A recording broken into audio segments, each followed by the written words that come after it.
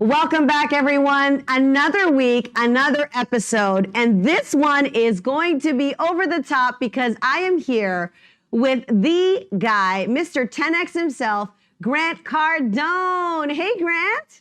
Hey, so good to be with you. I've been wanting to do this with you for so long, so I'm so excited. Yes. Oh my goodness. Tell everybody where you are right now, because just before we were like finagling with lights and figuring things out. Where are you?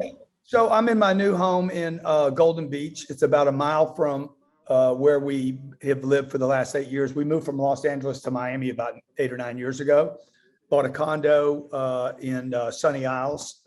And then at the end of Sunny Isles, another community starts called Golden Beach. Golden Beach is a very exclusive. Carlos Slim lives down the street. Hedge fund billionaire lives 4 houses down. This whole neighborhood's just going wacko crazy. So all the New York's coming out here. Yeah. Before we get into the content, like what's LA like West Coast to East Coast? Do you miss it? Terrace, can we turn it up a bit? I can't hear him. Yeah, are you good? Yeah, I'm good. Yeah, so I lived in Los Angeles. I lived in California for 25 years. I met Elena in California, and we absolutely loved California. I lived in San Diego for 12 or 13 of those years, and then the last 12 years in Los Angeles, up in West Hollywood, up in the hills, surrounded by superstar. I mean, all kind of crazy, great people. It was phenomenal life. But we gave that up, which is one of the themes of my life, is what I'm willing to give up to have the things I want. And we gave that up when they started changing many of their policies in California about 9-10 years ago. Before it was popular to leave California, we left. We had never been to Miami. Elena had never been here. I sold my home first and had no clue where Elena, myself, and a newborn was going.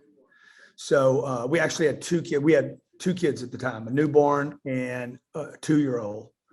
And we literally sold the house there.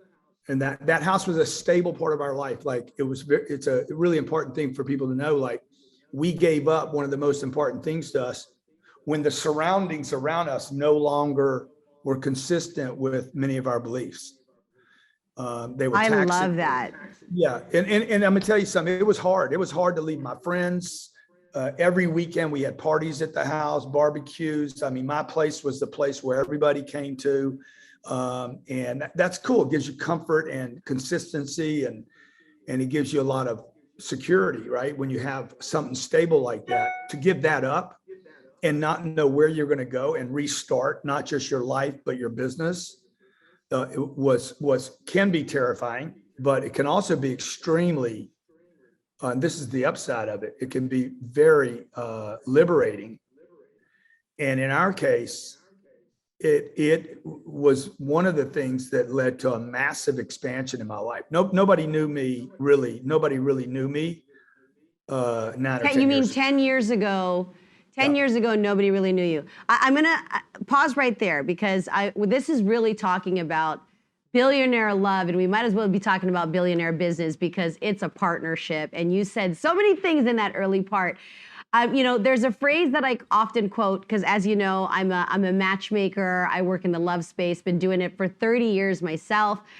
Sheryl Sandberg was quoted, "The most important career choice you'll make is the person you marry." Chime in on that. What do you think about that? I kind of don't like labeling something as the most important thing. Then people suddenly rush to that thing. Like, I got to fix that thing. If I was 25 years old, the last thing I would be worried about is love. So, Yeah. I didn't get married till I was 45 years old. I didn't have kids till I was 51. Wow, you look amazing. So you got married. So you're I wouldn't say a late bloomer. That's what I wanted to ask you, Grant. Who was the single Grant? I just want to back up something on Sheryl, because Sheryl works for one of the wealthiest companies in the world. Like one of the richest countries that has ever companies that has ever existed, with endless amounts of money, right? So there's some things that Sheryl, and this is also true for your audience with me. You need to take into context where that person is giving you their advice from where they're at in their own cycle, and also where they're coming from. Like when you work for Facebook and you have, she's being paid not millions, but tens of millions of dollars, probably hundreds of millions of dollars in options alone. It's a different game than if you're starting your own business from scratch, you're bootstrapping it, and you're paying Facebook. Facebook isn't paying you. I pay Facebook, right? Yeah. So all I would tell you is like, yeah, look, picking the partner, I would agree with Cheryl that picking the partner is really, really, really super important. One of those top 5 or 6 things. But if I'm 25, 19, the last thing I'm doing is the guy's looking for the honey patch, and I'm digging for gold though. I'm digging for gold. Somebody called my wife a gold digger. I said, I hope she is. And they're like, what? When I got together with Elena, somebody in LA said, your wife's just with you. She's a gold digger. I said, I hope she's a gold digger. Who's going to dig for property? Right. And, you've shared. If I was a woman, I would want to know what your potential is to pay your bills. If I was a man, I'd want to know that the woman pays her bills. That they have ethics, they're credible, they do what they say they're going to do, that they don't spend more than they make. All that's going to end up, you got to sleep with that. You can't get away from that. If you get away from it, it's going to cost you a big chunk.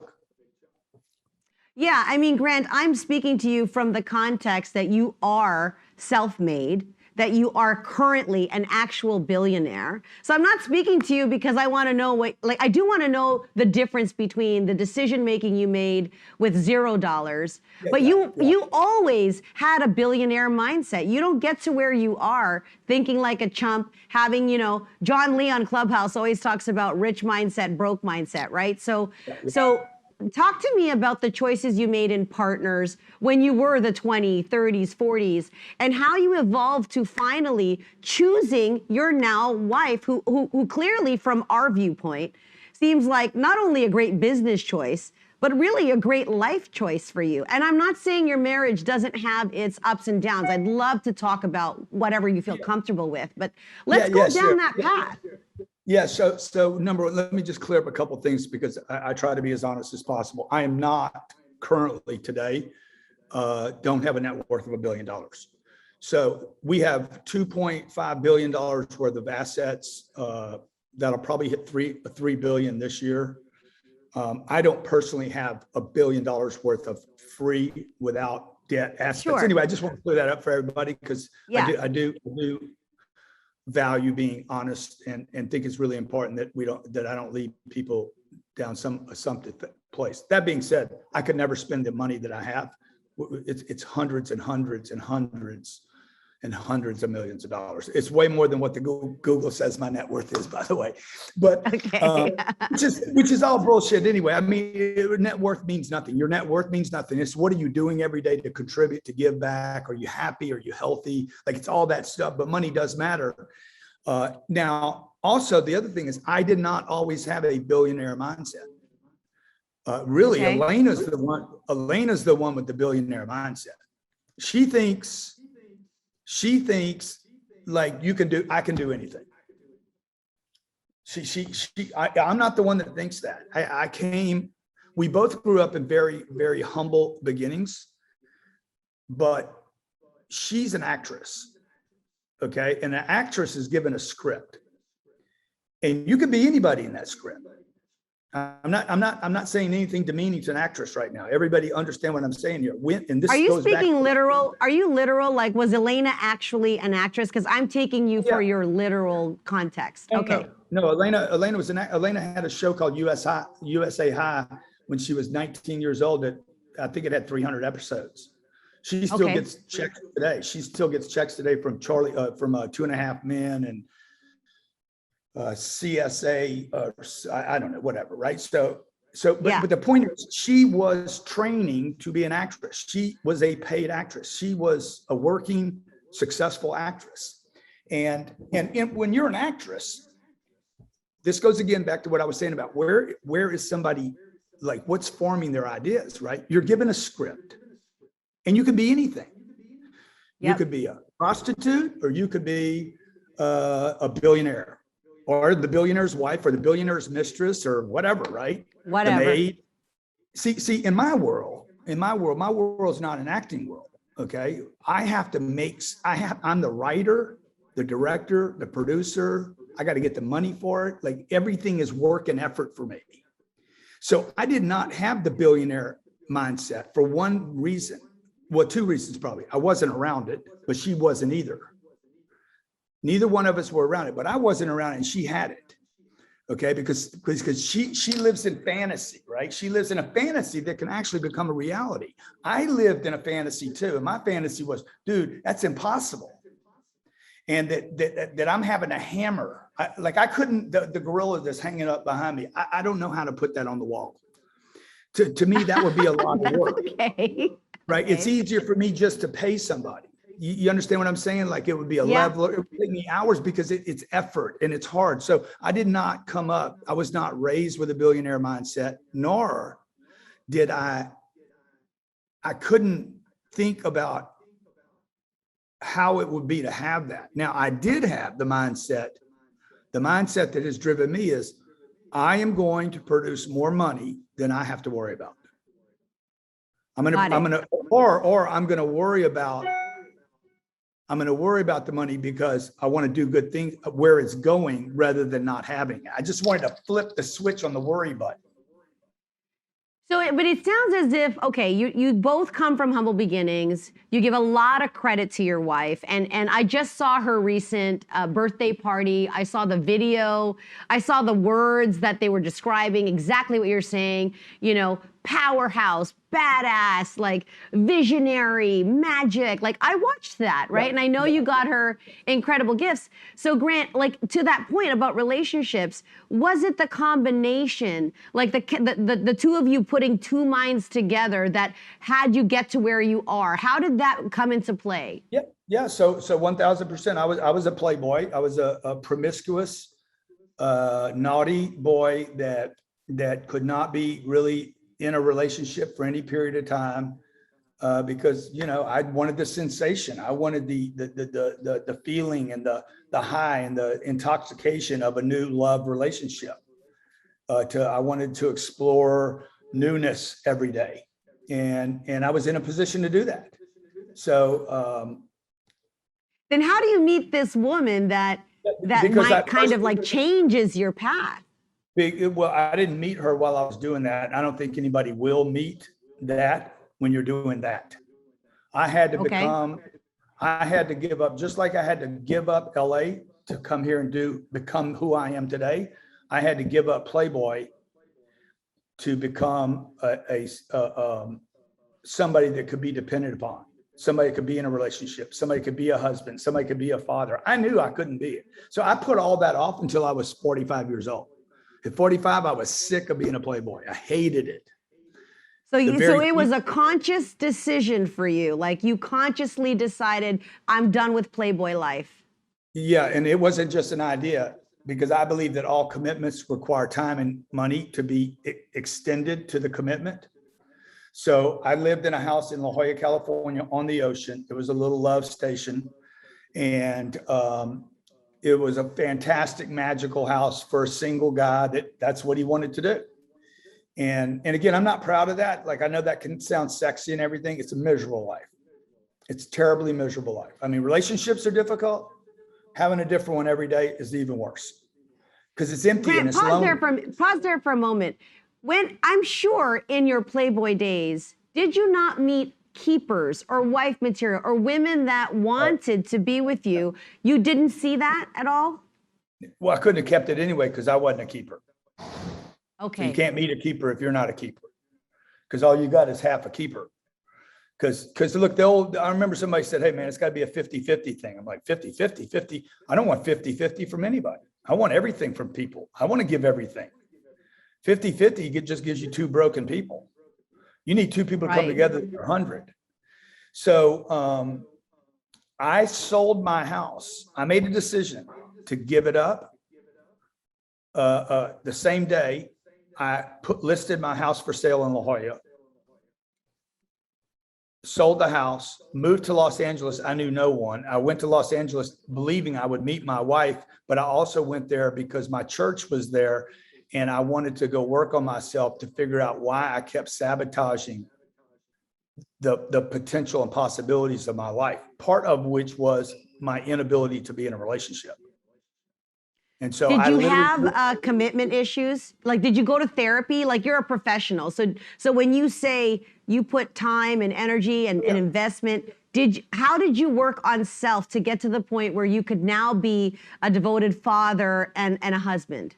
Yeah, I went to my church and I enrolled in courses on relationships, marriage, communication, not stuff that was wrong with me. I wanted to get. I didn't need anybody exploring my mama issues.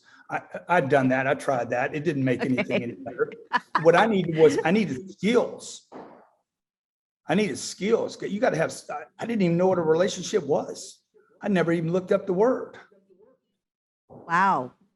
What is a Yeah, marriage? you had many business relationships. Like, do you think that your self-improvement on the romantic side helped your professional relationships too?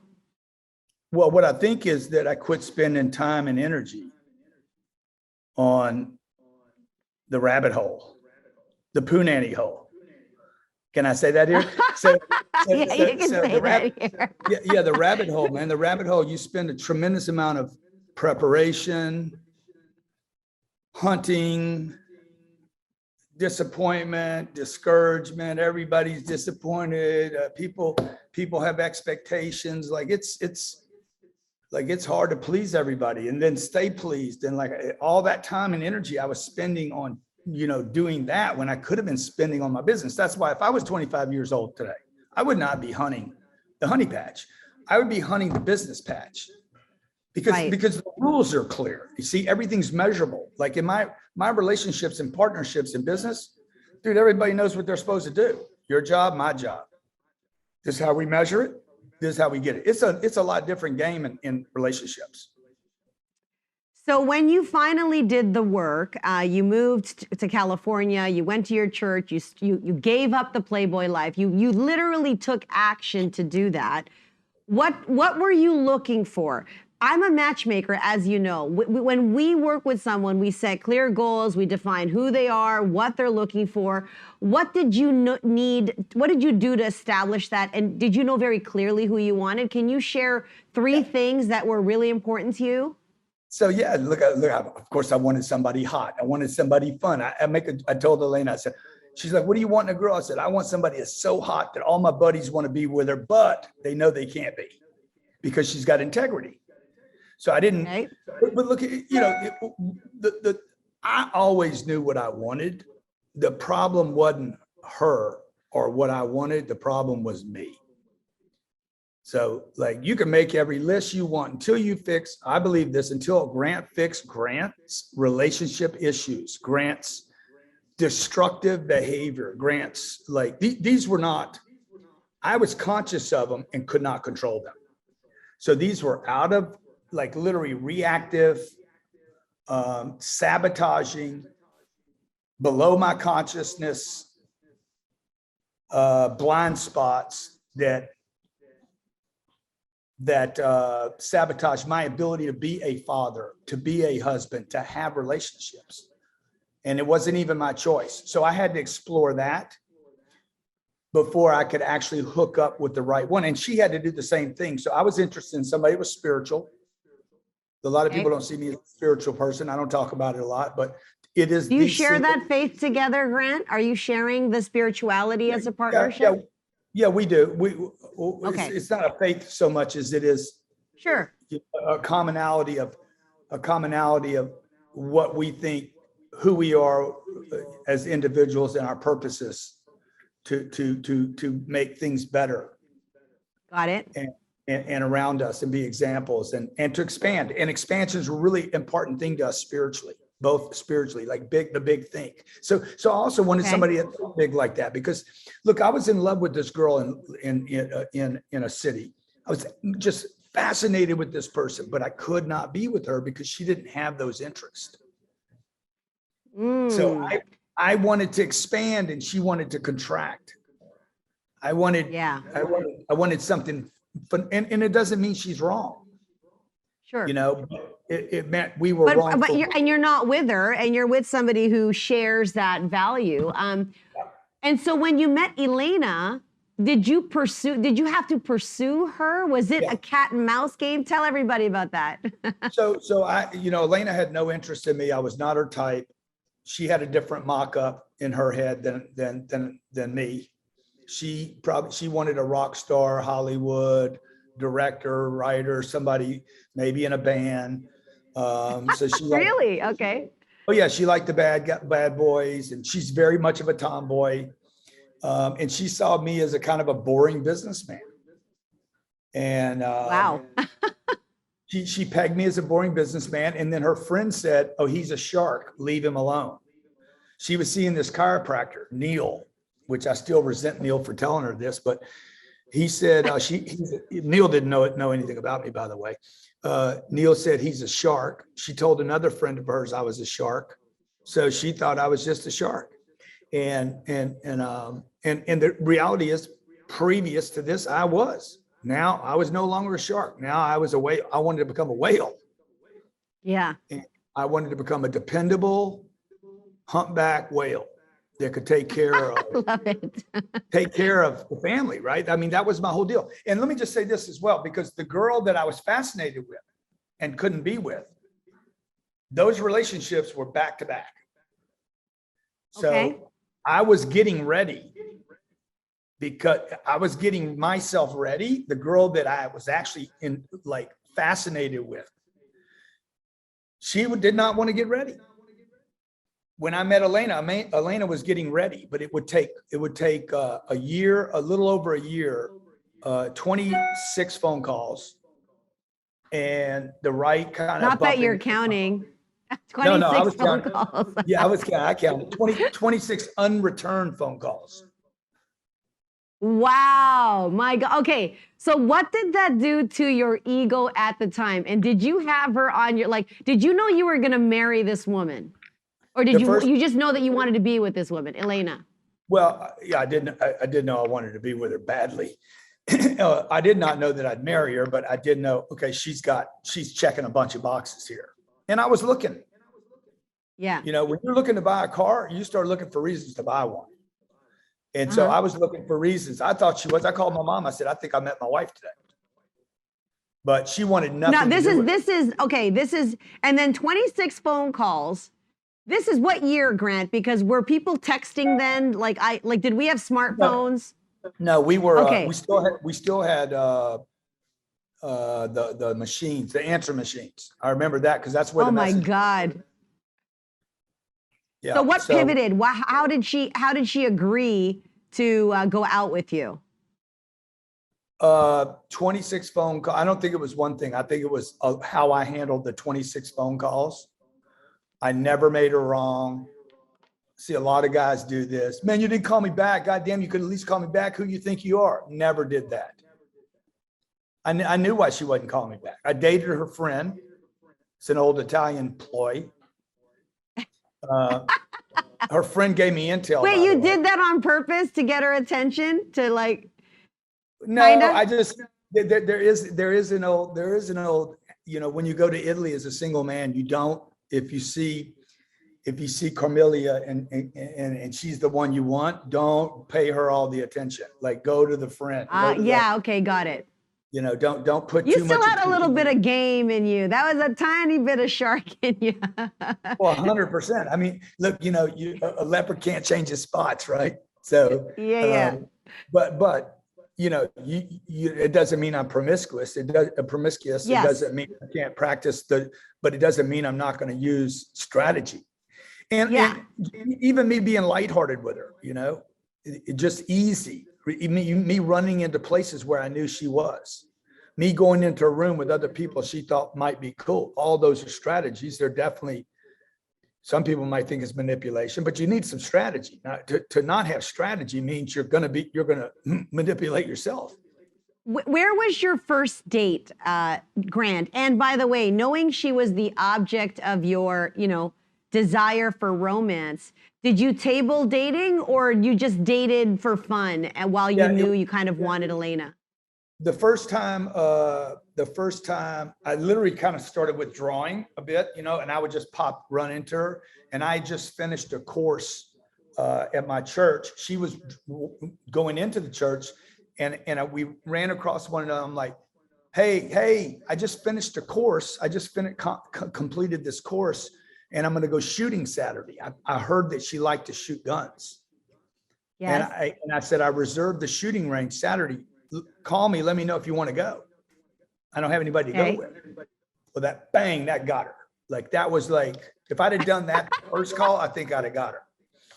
And so that Saturday, that was on a Thursday. Friday night, I had a date, not with her, but somebody else. As soon as she said yes to me, I called the date and said, we're not going out tomorrow night. I'm done. And I said, I met my wife. And she's like, well, when are you going out with her? For tomorrow night, Friday night, the night I had a date with her? I said, no, I'm going out with her Saturday, but I'm done. I'm just wasting your time now. And so well, that's integrous. That is very integrous, Grant. Yeah, thank you. Integrous. I like that word. Yeah, it was integrous. So you went out with Elena on that Saturday, but you said that was phone call one. This is after 26 attempts, or that one time? No, this was the one time we actually, she completed the she's like, she is now reciprocating to a yes now. So you had made a lot of effort for her to reciprocate that yes, the strategy, okay. So she finally crossed over, right? So, I saw her, she's a pretty sharp shooter. She looks like a badass with those guns. Oh, she is. She's a 3-gun shooter. She was top 10 in California for shotguns, which is what we went and shot that day. Was that the beginning of your romance, or did you have to chase a little bit more? No, she didn't. We didn't have sex on the way home, if you're asking me that. We just bang. I'm not asking that. But then we went to dinner. I think the following Wednesday, we went to dinner at Kiatsu or some sushi restaurant in LA on West Hollywood and on Sunset Strip. And she had an ankle that was hurt, and we parked across the street on Sunset Boulevard. It's very busy. And I picked her up. She's a couple inches taller than me, maybe 2 inches taller than me, maybe an inch. I don't know. I'm short. She's tall, and I picked her up. There you go, short guys. You got hope. Look, Grant's shorter than his current wife. Come on now. Well, that was one of her complaints, by the way. She wanted she wanted I think she wanted blue eyes, 6'2", and I'm 5'8". And you're 5'8"? Yeah. And you stand like you're 7 foot. Like, that's crazy. Anyway. Yeah.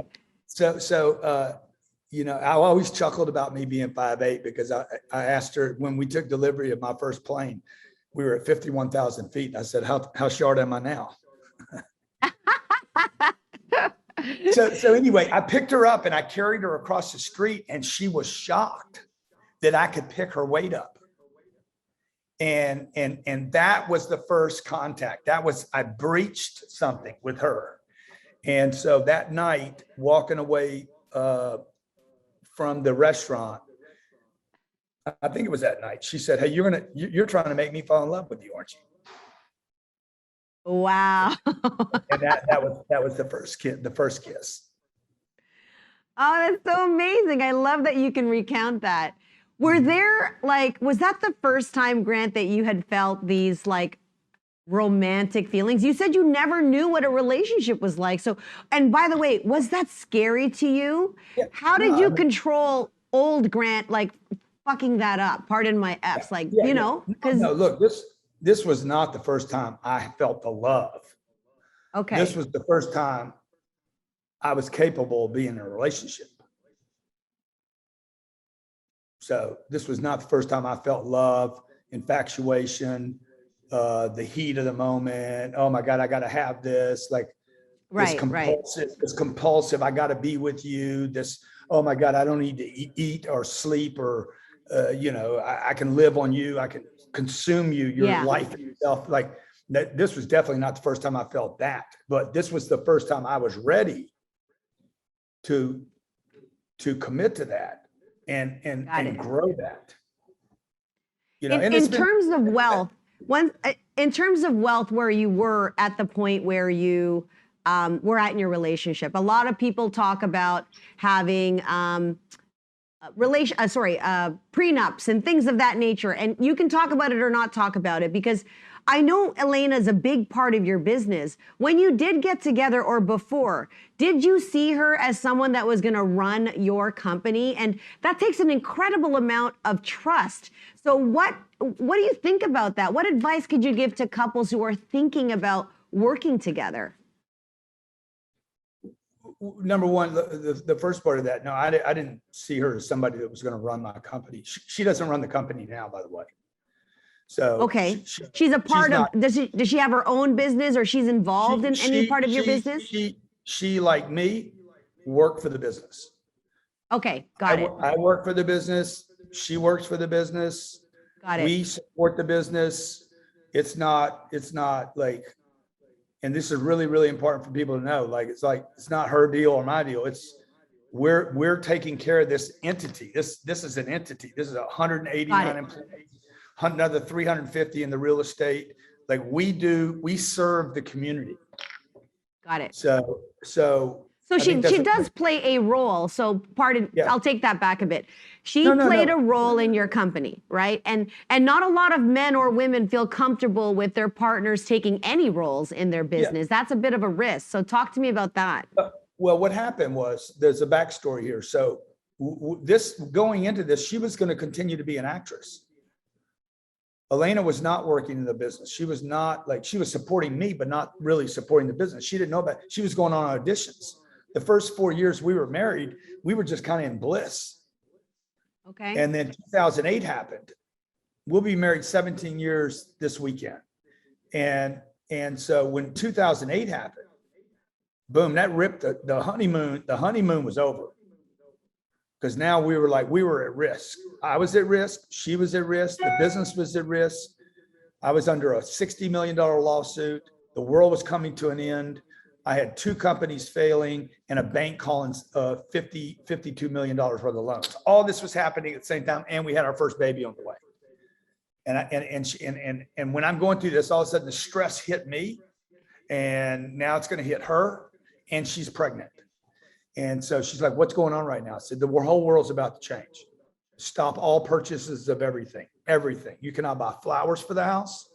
You cannot approve any bill for anything under any conditions. We have to suffer through this to get through this, if we even make it through this." And that was really the start of our relationship. Our wedding day was not the start. This was the real start of me and Elena. Wow. So yeah, that was like, she quit her job as an actress. We had to sit down and just said, "Hey, something's got to give here. We got to pull together, get on the same page, and decide what we're going to do here. Because this is no longer for kids. This is a real deal. I don't want to live on the streets. You don't want to live on the streets. I don't want to be broke." So you had a real conversation about living on the streets. I said, "Hey, with your wife, what's about to happen here?" Because she's not the business person, right? I said, "Right. We're about to die." I said, "There's a real good chance we die. You know, you're in a plane and it's crashing. You're going to have the conversation before you crash. You're like, what's going to happen? We're going to die." You know, and so, and I truly thought there was probably a 80% chance that we were going to crash and burn. Wow. And so she's like, "What do we got to do?" I said, "Well, it's not really what you got to do. It's what I got to do. I'm the only one that can pull us out. Acting cannot pull us out of this shit." Right. Okay. And she's like, "If acting can't pull us out, then I'm going to quit acting and I'm going to pull for you." I mean, this happened in a longer conversation than this, but she did. She quit her job. And again, this goes back to when our lives change. Our lives change when we give something up, not when we add something. Your life, your relationship will change when someone surrenders something. What are you willing to give up? What's the biggest sacrifice you've made in that context where you said growth happens when you give something up? I'm sure there have been many times in your life where you've given things up. One of the things you said was the beautiful home you had. That Yeah. sounds like around the same time the crash happened. What else have you had to give up? I mean, so many things. Control. Some idea that things have to be done this way, not that way.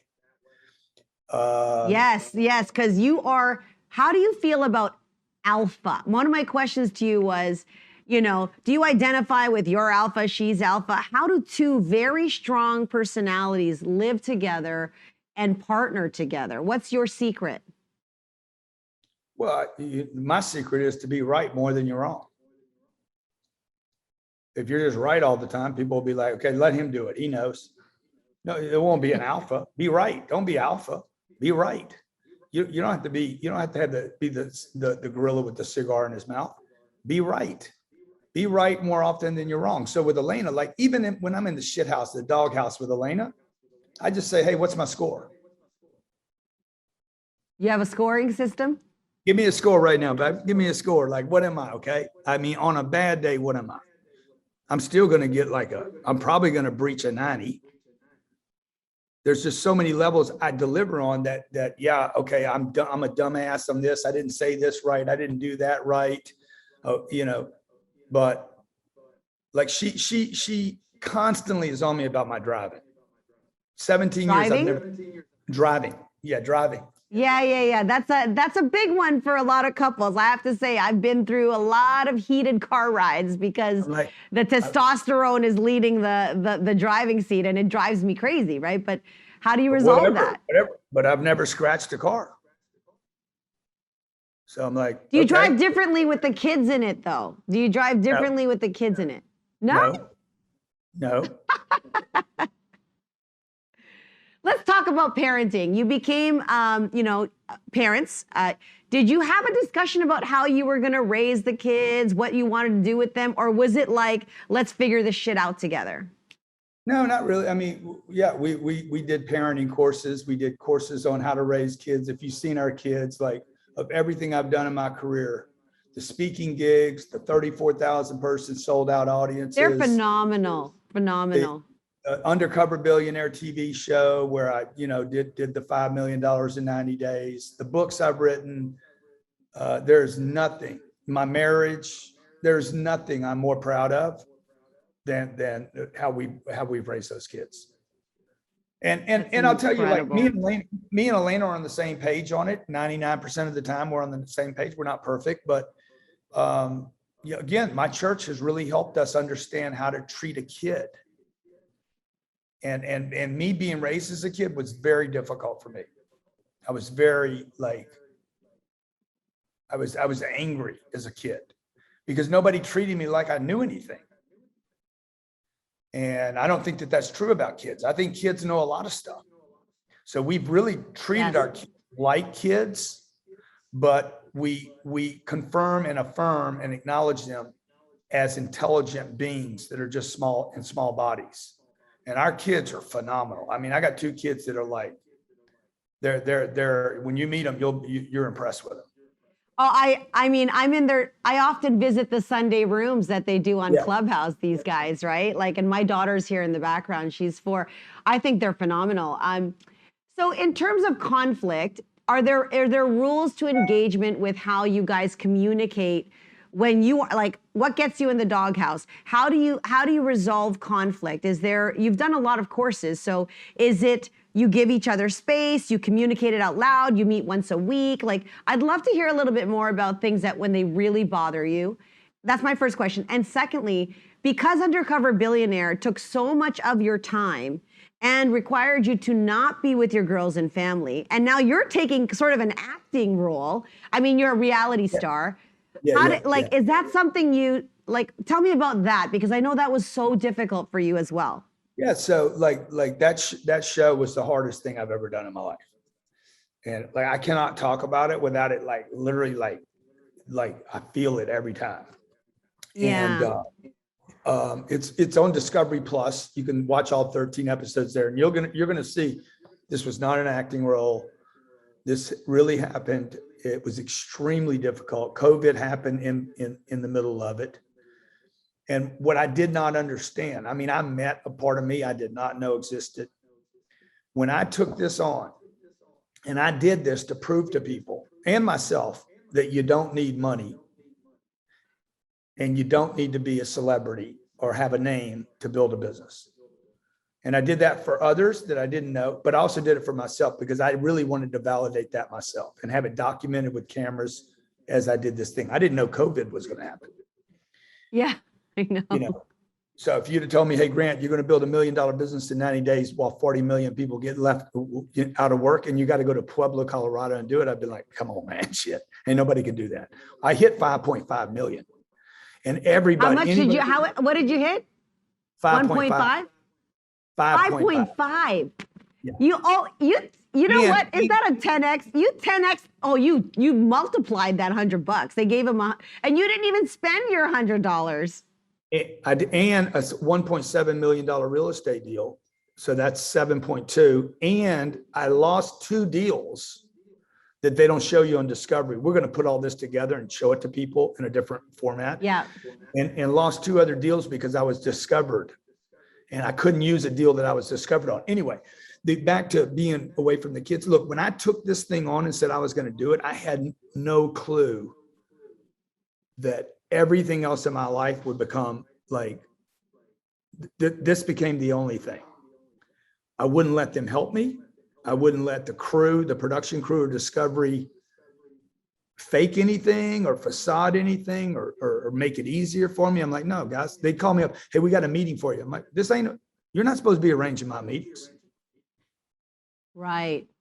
Okay. The American public's not going to have somebody Discovery set up a meeting for them. Dude, let's do this right. And he's like, well, you know, we want to make a TV show. Fuck you and your TV show. I want to do this right. I'll make a TV show. This shit's going to be fucking awesome, dude. So when I got into that mindset, man, and then I found out I couldn't bring my kids out because the goal was to bring my wife and kids into the show. And what happened was, one, I couldn't bring them where I was because I didn't have a place to live. For the first 10 days, I didn't have a house. I had no food, no water, and no shelter. So you negotiated the RV though, I think, right? Like, yeah, but I didn't know that. I didn't know that. Yeah, and you exactly. can't put 2 kids and a wife in 100 square foot RV. And I have no food. I have no food budget. You cannot feed 4 people on $100. And right. Dude, I started getting consumed by what happens to probably 10 or 15% of the American population every single day. And this thing became more important to me than just a show. And it was just like crushing me every day. And I couldn't be with my kids. So, and my kids like I try not to go. And you weren't allowed to talk to them either, right, Grant? No, I could talk to them, but that's not the same thing. And I thought I was going to bring them out. It was my idea with Discovery that I was going to bring my kids out. Then even when I figured out how to get them in a situation where I could bring them out, the problem is if I brought them out, we'd be discovered. Because I had to shave my head and wear a mask not to be discovered. If I'd have brought the wife and kids out, there's no way. I can't shave everybody's head. So, you know, we would look like the Hare Krishnas going through Pueblo. And they must have been so proud of you. Must have been difficult for your whole family. Dude, it was terrible. It was terrible. Like it was terrible. And it was hard on our relationship, by the way. I don't know that we've recovered from it. And wow. Yeah, it was hard. It was very hard. It was very hard. It's hard, you know, they say that time makes the heart, what is the old saying? Time makes the heart grow fonder, doesn't it? Yeah, but you know, it also starts, you start operating on your own. And she's operating on her own. And you start becoming self-sufficient. And you know, being self-sufficient is cool, but not when you get back together. You can't just be like, you know, I'm in hunger mode every day. Like I got to take care of myself. It was a very difficult thing. And then the show stopped because of COVID, because they didn't want to shoot it during COVID, which I vehemently opposed with Discovery. Right. I'm like, guys, America does not get to decide not to take care of their family during COVID. Right. but they didn't want to take the liability risk, which I thought was chicken shit. But they're a big studio. They're worried about getting sued. I'm like, no, we need to shoot this during COVID and show people it's still possible. Right. So that we took a 3 months I'm off, and then I got to go back and start it again. And so, you must have been dreading that trip back, because you're thinking, fuck, I could have been done with this, right? the trip back was worse than the first trip, because now you know you're going to get punched in the face. Oh my God. The first time you get punched in the face, you know, you're surprised by it. The second time you're like, oh, I know what this is going to feel like, and it's going to hurt. Oh my God. Okay, so tell me, lastly, I had a couple more questions that I want to ask you. In terms of like your circle now, who do you surround yourself with? Who do you look for mentorship, both in your professional life and also in your marriage life, right? Because how do you keep the sparks going between you and your wife when you know, a lot of people see the glamorous side, but as you said, this decision to do Undercover Billionaire had impact. There are still things in your marriage that, you know, you're working through. It's not all perfect. So who do you go to now as a resource, and how do you keep that spark alive between you and your wife? Yeah. Look, I always go back to what worked for me. You know, every time I'm having any kind of problems with communication, understanding her view, consumed by my own, problems of life overwhelming me, the critics out there that want to create doubt in you. You know, like there's a lot going on in my life every day. Challenges. Yeah. It's not easy, man. The disappointments are bigger today than they were 20 years ago. It's not like my life. Being without stuff is hard. Being with stuff is hard. I'm going to take the second hard.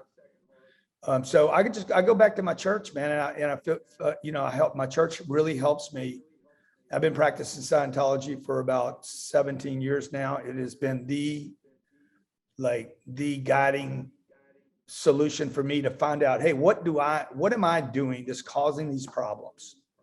It's very, very much responsibility orientated, and very much, there's no victim, no blame anybody else. It's like, what am I doing that is creating this scenario? What do I not see? What am I blind to that's causing this? How do I get rid of some of these sabotaging and limited ideas that so many of us have, it appears that we have in society today? You know, why do I have these neurotic, crazy thoughts that are not conducive to being in a relationship and growing a relationship? Because it keeps changing, as you know. You know what Yeah. Elena and I are experiencing today in our lives it's all new to us too. Yeah, So, I mean, you know, they say, you know, more money, more problems, right? Or, you know, you are independently this attractive, wealthy, gregarious guy. I'm sure when you travel, do you travel separately now? And like, do you just have to come from a place where you just blindly trust each other? Because a lot of people who see, she's beautiful, your wife is stunning, you're an attractive guy. So is it just a commitment that you make together and trust that doesn't have you worry about those things? I think a lot of people wonder, do you get jealous of each other? How does that work? I'm not a jealous guy. I've never been a jealous guy. Like, we were in Houston yesterday. We do travel together, and sometimes we're not together. It depends on the schedule, but I was at the Post Oak Hotel in the club there, the meetup bar, and for business, meetup bar for business. But this guy says, hey, do you mind if I text your wife? I'm like, I hope you do.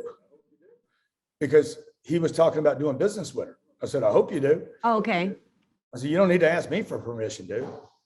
I hope you text her. I hope she texts you back. I hope y'all do some business together. I'm not worried about losing her to another man. I never worry about that. And, Okay.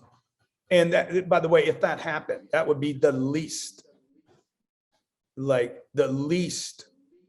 There's many, many more problems than that in a relationship. Got it. Like, that wouldn't even be a reason I would leave her. Right. If that happened. It hadn't, but I'm just saying that would not be, that wouldn't be that would be way down the list. I'm not wanting for that. And then people hitting on me, people really don't hit on me, I think they're like, I think it's because you're such a devoted, like you come out as this devoted guy. But I'm actually surprised by that, Grant. I hear a lot of women talk about their men they're married to. They're very wealthy men that are constantly being hit on by single people because they think there's a crack in there somewhere, So, sure. I mean, look, if I started putting the vibe out, I guarantee you, it'd be a matter of time before I'd find somebody that would support me being unethical. Okay, so that's the trick. It's the vibe. You're not putting out the vibe. The vibration. Got it. Here's a question for you. Open for business. What advice could you give to the shy guys, the beta guys that are just terrified of talking to women? And I don't know, have you ever been that guy? Because I only ever see you. Yeah? Okay, so what advice would you give to these shy guys? Quit lying to yourself. You got to quit lying to yourself. Somebody said you were shy. That wasn't your idea. You're not an introvert and you're not a beta guy. There's no beta. There's no alpha. It's all made up bullshit. It's labels. Pretty, ugly, skinny, fat, old, young. These are all labels. They're defined by nothing except your agreement. And you want to be the shy guy. You want to be the shy guy, then be the shy guy. But I don't know what you're bragging about. Like, quit hiding under the ADD, the ADHD, the bipolar, the depressant, the unsuccessful, the introvert, the extrovert. These are all bullshit labels. I love that. Grant, let me just say from a man and woman's, I don't know everything about this, but I would just tell you, if I were a young guy today, I would not put less emphasis on being successful. I would put even more on it. Because when you get really, really successful, dude, people want to be around you. Right. Women, particularly men and women, find successful people to be a cool thing. Yeah. And it's never been cooler than it is right now to be successful. But successful doesn't mean you look good on Instagram. And to me, successful means I can take care of the people around me. It's not how good I look in the car. It's not how good I look in the car. And so I see a lot of guys right now that fake it till you make it. You got the Lambo, you got the Rolls. I'm telling you, there's a lot of women out there that do not find that attractive. They put you in a box and makes you look like a player rather than a parent. And makes you look like you're into instant gratification rather than long-term relationship gratification and creation. And so the Gucci belts, the shoes, because what's that going to say? Oh, I'm gonna get you Gucci, and I'm gonna get you Chanel. And the next thing you guys are doing is going to the credit card company and Visa, MasterCard to win. I wasn't buying any of that bullshit. When I got Elena, I had one car. I had no Gucci, no Ferragamo, no Richards, no Paddocks, nothing. I was living in a hotel. So when you met Elena? Yeah, because I sold my house in La Jolla, went and rented a hotel I think I was in that hotel for 6 months. Yes, but you were not broke. But I understand what you're saying. I wasn't broke, you were not broke. I wasn't wearing Hermes belts. Right. You just got her on your charm. And my persistence and my professionalism. Last question for you, Grant. What's the secret to happiness? Your secret to happiness, or anybody? I think my if I have a secret is production. The more consistently I produce, the happier I am. That's amazing. I like producing stuff. I like celebrating stuff. I like, hey guys, we just did something else. And the last thing I'd say about that is quit looking for a person to make you happy. Because that's not you producing anything. That's them doing something. And so Elena doesn't expect me to make her happy. I don't expect the kids to make me happy. And I don't expect Elena to make me happy. I want. Where is the family right now, by the way? What's everybody doing? Oh yeah, the kids are at summer camp, and Elena is shooting a show right now at the other Oh, house. she's doing TV. Yeah. That is awesome. So Grant, what's next for you? You've got so much on the go. I see I see more property investments. Can you share with our audience? I'm going to publish this relatively soon. What do you got going on? What do we need to be part of? And how can we get a hold of you? What's going on? Thank you. So we're doing a big event in July here in town. It's a 6-day event. A person can do 3 days of it, or 3 days of business boot camp. There'll probably be 1,000 people here live, maybe more. And you're actually going to be there facilitating, right? I'll be there the entire time. It's your deal. Okay, the entire time. So if you like being with people, next to people, talking to people, networking with people, everybody in the room pays. Super qualified group of people. There's an online option. I think the website's grantcardone.com bootcamp /bootcamp, grantcardone.com /bootcamp. And then the 3 days after the business bootcamp, we're doing a real estate bootcamp. There'll probably be 2,000 people at that. Investors, lenders, and people with real estate to offer at the deal. It's going to be phenomenal. Probably the most qualified group of people. You ladies that want to get in a room with guys that are actually doing real stuff. Not saying they're doing real stuff and don't, because I know there's plenty of those guys. Man, you'll meet some. Well, I'm going to check my calendar, because it sounds like if there's singles in that room, I want to be there. Well, there is going to be singles, and every successful guy I've ever met, or gal, what they're asking me is this: number one question, dude, what are you doing for your health, and how do I find a chick like yours? 2 questions. See? So how are you taking care of yourself? What are you doing for your health, and how do you find someone like a partner? Guys are asking me, where do you find a girl like Elena? So and they're asking Elena, where do you find a man like Grant? So what do you say to them? What do you say to them? I said, dude, get around good people. Right. Sorry, certain places attract better people than other places. This event will be attracting success-minded people. And I bet it is. Amazing. And people that are paying. Like, I go places where people pay. This is something I changed years ago. I do not go where it's cheapest. I go where people pay. I don't go to happy hour. Right. You don't meet the good people at happy hour. You meet the cheap people at happy hour, or the drunks. Okay. So we got that going on in July.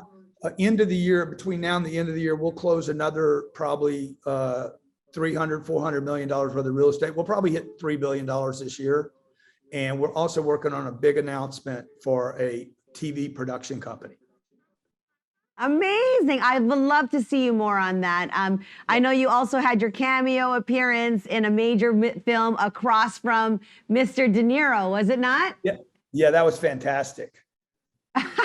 And can you just tell them real quick what you did? Because that was such a humbling role, but you loved it. I love that about you. It was fantastic. I had 2 lines with Bobby De Niro, and I blew them both. So that's the thing. But we finally got it right. He patted me on the shoulder and said, "Keep your real job, man." Hey, it's been great being with you today. Okay, I hope this is great. Thank you so much, Grant. Okay. We'll see you on Clubhouse. Bye. Thanks.